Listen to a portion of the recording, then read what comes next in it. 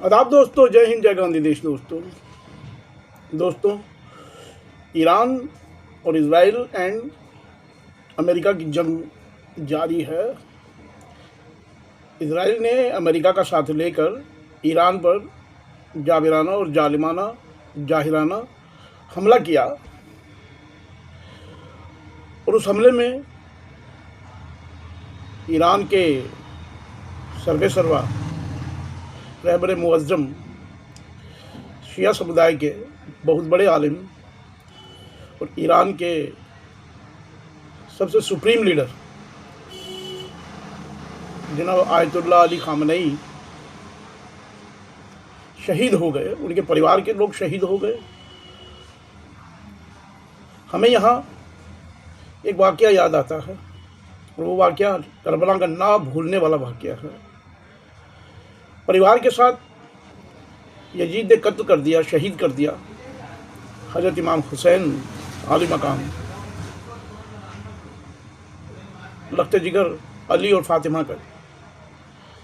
आज कुछ वैसा ही जालिम नए दौर के इस यजीद ने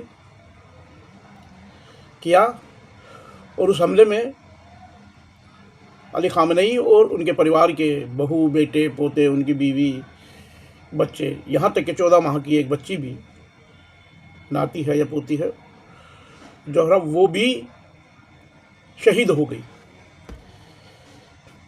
और ये मुसलमानों ने एक बार फिर दिखा दिया कि वो शहादत के लिए ही पैदा होता है। अपने आखिरी वक्त में उन्होंने कहा भी यही था कि पता नहीं शहादत मिलेगी कि नहीं मिलेगी। शहादत को चाहने वाले को शहादत मिली है इंशाअल्लाह। जंग अब जारी है। फ़िलिस्तीन के हक़ में आवाज़ उठाने वाला अकेला ईरान था। अरब के 57 मुल्कों में ऐसा कोई जियाला पैदा नहीं हुआ। सऊदी अरब, कतर, बहरीन, अमीरात के मुल्क जो हैं और बहुत से, हालांकि टर्की भी है, इजिप्ट भी है, सीरिया भी है, बहुत से मुल्क है, लेकिन कोई बोल नहीं रहा है। सब खामोश तमाशाई बने बैठे हैं। ये तब भी खामोश थे, ये लोग तब भी खामोश थे जब फ़िलिस्तीन पर, गाज़ा पर हमला कर रहा था इजराइल और लगभग 1.5 लाख फ़लस्तीनियों को, बेगुनाह बच्चों, मासूम बच्चों, महिलाओं, बुज़ुर्गों को कत्ल कर दिया। तो ये खामोश तब भी रहे थे। इन अरबों की गैरत मर चुकी है। बिल्कुल मैं यहाँ ये कहूँगा कि इन अरबों की गैरत मर चुकी है। अय्याशियों में ये इतना डूब चुके हैं, इन्हें मगरिबी ममालिक ने अय्याशियों में इतना मुब्तला कर दिया है कि इस्लाम के रास्ते से ही हट चुके हैं। वैसे भी ये सल्तनतें बना के बैठे हैं बादशाहत की, जबकि इस्लाम का बादशाह से कोई मतलब नहीं रहा। इस्लाम का मतलब खिलाफत से रहा है। कल मैं एक वीडियो देख रहा था मौलाना डॉक्टर इसरार अहमद साहब का, इस्लाम के बहुत बड़े मुफक्किर और आलिम माने जाते हैं। 80 के दशक का वीडियो था वो। और जब ख़ुमैनी, आयतुल्लाह ख़ुमैनी जो थे, पहले वहाँ के रहबर मुअज़्ज़म ईरान के, वो इस्लामी इनकलाब लेके आए थे। जब फासिद सरकार वहाँ थी रजा पहलवी की, उसको ख़त्म करके इस्लामी इनकलाब लेके आए थे। मतलब बादशाहत ख़त्म की थी एक तरीके से, और वहाँ इस्लामी निज़ाम कायम किया था। और उन्होंने कहा कि दुनिया में अकेला एक शिया मुल्क है, हम सुन्नी फ़िरके से ताल्लुक़ रखते हैं। ये डॉक्टर इसरार की बात है, वो कह रहे थे। मैं भी इत्तफ़ाक़ करता हूँ कि दुनिया में मुसलमानों की 80% आबादी सुन्नी है। और वो फ़ख्र के साथ कहते हैं, जैसे सऊदी अरब, शाह सऊद के नेतृत्व में जो ये सऊदी अरब की हुकूमत बनाई थी, हालांकि ये मगरिबी ममालिक के ज़रिए बनाई गई हुकूमत थी। जब जर्मनी से यहूदियों को निकाल बाहर किया गया था तो वो जिलावतनी का दर्द झेल रहे थे, लाखों कत्ल कर दिए गए थे। तो इनको वहाँ बसाया। इनको वहाँ बसाने के लिए फ़िलिस्तीन की ज़मीन शाह सऊद के नेतृत्व में जो सऊदी अरब बना, ओटोमन साम्राज्य के बाद, सल्तनत उस्मानिया को ख़त्म करने के बाद, जब कमज़ोर हुई सल्तनत उस्मानिया, तो सऊदी अरब के ज़रिए वहाँ फ़िलिस्तीन की ज़मीन पर जबरन बसाया गया इन भगोड़े यहूदियों को जो जर्मन से निकाले गए थे। दुनिया के किसी मगरबी ममालिक ने, जो आज इनके चहीते बने हुए हैं, यहूदियों को अपने यहाँ पनाह नहीं दी। कारण यही था कि यहूदियों को ईसाई भी सही तौर पे कबूल नहीं करते, क्योंकि यहूदियों का अपना एक नज़रिया है। वो ये कहते हैं दुनिया में सर्वश्रेष्ठ हम ही हैं। दुनिया के दूसरे सभी कौमों को वो दोयम दर्जे का नागरिक मानते हैं। वो ये कहते हैं हमें दुनिया की रहबरी के लिए पैदा किया है। यहूदियों का ये कहना है।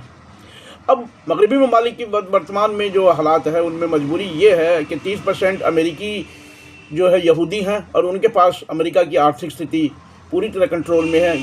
यही 11% के करीब ब्रिटेन की है। वहाँ ब्रिटेन में 11% यहूदियों के पास 20% की इकोनॉमी पे कब्जा है। तो इनकी मजबूरी है, यूरोपियन देशों की, अमेरिका की भी मजबूरी है। लेकिन यहाँ आप जंग के हालात देख रहे हैं। ट्रंप जो है, इनकी क्या मजबूरी है सबको पता है कि एप्स्टीन फाइल में राज खुल चुके हैं। एप्स्टीन फाइल में जो चाइल्ड सेक्सुअल हरासमेंट के केसों में ट्रंप तक फंसे हुए हैं। जेफरी एप्स्टीन यहूदी था और दुनिया में मानना ये है, नज़रिया ये है कि एप्स्टीन को पैदा ही इसीलिए किया गया था, दुनिया के डिफरेंट जो मुल्क हैं, यूरोपियन मुल्क हैं, उनको अपने कब्जे में किया जाए, उनको काबू किया जाए। इसके लिए जेफरी एप्स्टीन का इस्तेमाल मोसाद ने किया। ये नज़रिया है। और इसी कारण से दुनिया के यूरोपियन देशों के बड़े बड़े जो सत्ताधीश हैं, हुक्मरान हैं, वो आज इजराइल के साथ खड़े हैं, न चाहते हुए भी, क्योंकि नज़रियाती तौर पर, रिलीजन तौर पर, मजहबी तौर पर ना तो यहूदियों को ईसाई पसंद करते हैं, ना कोई और कौम पसंद करते हैं, ना ही यहूदी किसी दूसरी कौम को कबूल करते हैं। वो ये कहते हैं हज़रत दाऊद के बाद कोई पैगंबर नहीं और हम सर्वश्रेष्ठ हैं और हमें रहबरी के लिए नियुक्त किया है। खैर, जंग का माहौल आप देख रहे हैं। जंग में जो हो रहा है, जंग में बहुत कमतर आंका था ईरान को। हालांकि ईरान की जो लीडरशिप को, पहली और दूसरी लीडरशिप को ख़त्म कर दिया गया, लेकिन जज्बा जहाँ होता है, ये सोच रहे थे ये नाकाम, ये इनका सोचना गलत था। ये बहुत ही गलत एक तस्वुर लेके बैठे थे कि ईरान की लीडरशिप को ख़त्म कर देंगे तो ईरान ख़त्म हो जाएगा। दरअसल ईरान लड़ रहा है जज्बे से, वो इस्लामी इनकलाब के लिए लड़ रहा है और उसकी ताकत जो उसने पिछले 20-25 सालों में तैयार किया है, शायद 30 साल का तो अली खामनेई का हुकूमत रही है वहाँ, और इस शासन में उन्होंने साइंस और टेक्नोलॉजी को जिस तरीके से इस्लाम से जोड़ा है और ईरान की दफ़ा के लिए, ईरान की रक्षा के लिए, अपने मुल्क की रक्षा के लिए जिस तरीके से आगे बढ़े हैं, वो काबिल तारीफ़ है। और आज दुनिया की सबसे बड़ी मिसाइल ताकत ईरान कहला रही है, जबकि बाकी मुस्लिम ममालिक जो हैं वो यूरोपियन देशों के और अमेरिका के पिट्ठू बन गए हैं, अमेरिका के ग़ुलाम बन गए। ख़ासतौर से सऊदी अरब और किंग सलमान जो अब बैठे हैं वहाँ, क्राउन प्रिंस जो है, जो बादशाह की गद्दी संभाल रहे हैं, वो पूरी तरीके से काबू में है वहाँ। हमारा देश भी अब पता नहीं ट्रंप के किन किन मसलों में साथ है। ट्रंप ने हमारे प्रधानमंत्री नरेंद्र मोदी को भी पता नहीं किस तरीके से अपने काबू में किया है। हर बार, हर मुद्दे पर हम ट्रंप के कहे अनुसार चल रहे हैं। टैरिफ में अभी कल की बात है, विदेश मंत्रालय ने, अमेरिकी विदेश मंत्रालय को लिखा है कि हमें रूस से तेल खरीदने दिया जाए। मतलब रूस से तेल हम खरीद सकते हैं कि नहीं खरीद सकते, ये अमेरिका हमें बताएगा। एक और वीडियो मैंने देखा था, वो वहाँ का था, वहाँ के जनरल का, इजराइल के, उसे हथियारों के लिए उन्होंने कहा कि हम हथियारों का अपना जखीरा और बढ़ाएंगे। वो तो उन्होंने कहा कैसे करोगे? तो उन्होंने कहा भारत में 140 करोड़ लोग अब हमारे हैं। ये भारत की सार्वभौमिकता पे सीधी सीधी चोट है। और हमारे देश के प्रधानमंत्री को, नरेंद्र मोदी को, ये देश को बताना चाहिए। वो आज चुप हैं। चुप क्यों हैं? उनको ये बताना चाहिए ना कि ये सब मुखर हो के इजराइल और अमेरिका कैसे कह रहे हैं हमारे बारे में। हालांकि अभी जंग से 4 दिन पहले नरेंद्र मोदी इजराइल गए, उसके बाद चुप्पी साध गए। तो कहीं ना कहीं इनको इंडिकेशन या कुछ दिया होगा जो इन्होंने दुनिया से छिपाया। और एक बात उन्होंने ये कही कि इजराइल फादरलैंड है, हम मदरलैंड है। लेकिन मैं भारतवासी के नाते ये कहूँगा कि मेरा कोई इजराइल से नाता नहीं है। हमारी मादर वतन हिंदुस्तान है और हम हिंदुस्तानी हैं, बस यही है। और हमारे राष्ट्रपिता जो है महात्मा गांधी है। तो ये नरेंद्र मोदी और आरएसएस को ये सोचना चाहिए कि उनका जो उन्होंने फादरलैंड कहा है, किस नज़रिए से कहा है, ये आरएसएस को भी नरेंद्र मोदी से पूछना चाहिए, लेकिन नहीं पूछेंगे। खैर, जंग में आप देख रहे हैं कि जिस तरीके से हमला हो रहा है, जिस तरीके से, हालांकि ईरान पे भी खूब हमला हुआ, ईरान को भी एक तरीके से नुकसान पहुंच रहा है, लेकिन ईरान ने जिस तरीके से हमले किए हैं इजराइल पे, आज जवाब दिया है तेल अवीव में और दूसरे शहरों में, जिस तरीके से अटैक किए हैं, वहाँ दहशत है।